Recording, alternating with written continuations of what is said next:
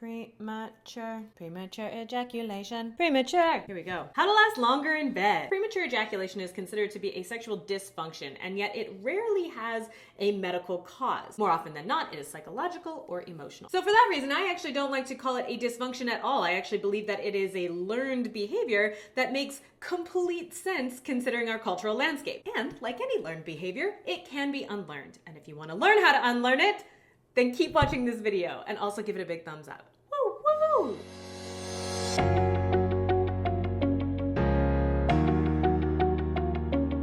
Hello everyone, my name is Kendra, Somatic Sex Coach and Counselor here at Eat Squat Come, and today we're talking about penises and how sometimes they come earlier than you want them to, which is totally okay, but I understand why you might want to change that. So before we get into exactly what you can do to start to change that behavior pattern, I think it's important to understand maybe why it developed in the first place. And I believe that there are two big cultural reasons why premature ejaculation exists, and I'm actually surprised that it's not even more common than it is. Number one, most men or boys have their first experiences ejaculating behind closed doors, jacking off like ninjas while their moms are downstairs cooking dinner. In our culture, sexuality as well as masturbating is considered to be bad or dirty or wrong. Consequently, a lot of boys learn to ejaculate as quickly and quietly as possible. And because this is the first way that they learn how to do this, their brain and their body think that this is the right and the safest way to do this. But then, all of a sudden, these boys are men, or at least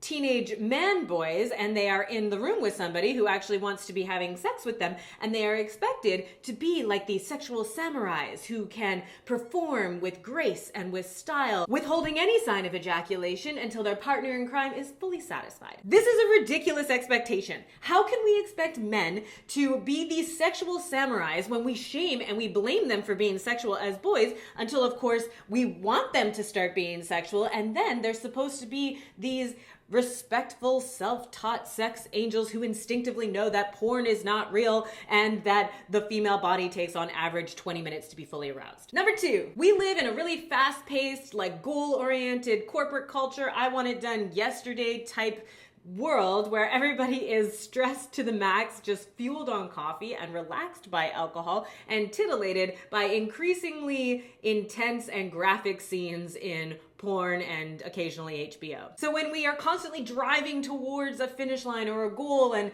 we are so stressed and we don't have enough time in the day to do anything, then yeah, it makes sense that our bodies would be like, oh, we're ejaculating, let's just do it as quickly as possible because we have to get on to the next task. Stress is not your friend in the bedroom. So how do we begin to unlearn this pattern? Because I truly believe that it is a learned pattern. First and foremost, you could consider working with a professional. There are lots of therapists who specialize in sex and sexuality, as well as somatic sex educators out there who would be well equipped to help you with some of these issues that come up in the bedroom. And there are several things that you can do by yourself. Number one, breathe. Please breathe. I cannot emphasize this enough. When you hold your breath, it exponentially ramps up your arousal rate and it will make you come way faster. Maintaining a certain level of calm and relaxation in your body is absolutely key to mastering your ejaculatory timing. So breathe deeply right down into your pelvis and even imagine like you are pulling all of the sexual sensation and the energy there up your spine with each inhale,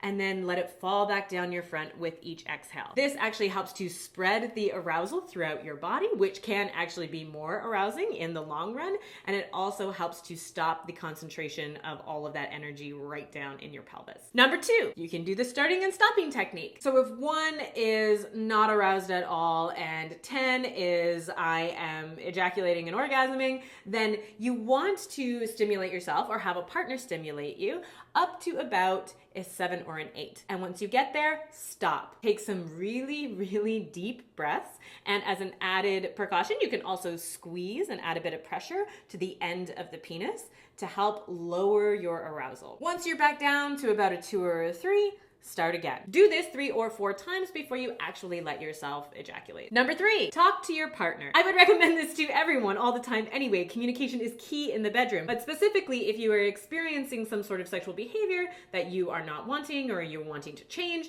then you absolutely have to talk to your partner about it. Expressing some of your fears, your anxieties, or your stresses about what's going on in the bedroom, as well as what's going on in the rest of your life, can drastically reduce the amount of pressure that you feel when you are with your partner. And finally, if you do come sooner than you want to, practice self-compassion. It's okay. Honestly, it is. A lot of people come earlier than they want to. There is nothing wrong with you. You are not broken. Remember, you are trying to rewire an old habit, and that is an extremely difficult thing to do. So be kind to yourself, be patient, and keep practicing, because this is not something that will change overnight. That's all I have for you for today. If you have any questions, please leave them in the comment section below. If you want more videos on sexual performance, you can watch this video here, or maybe this video here. Don't forget to subscribe to our channel, and until next time, eat, squat, and come.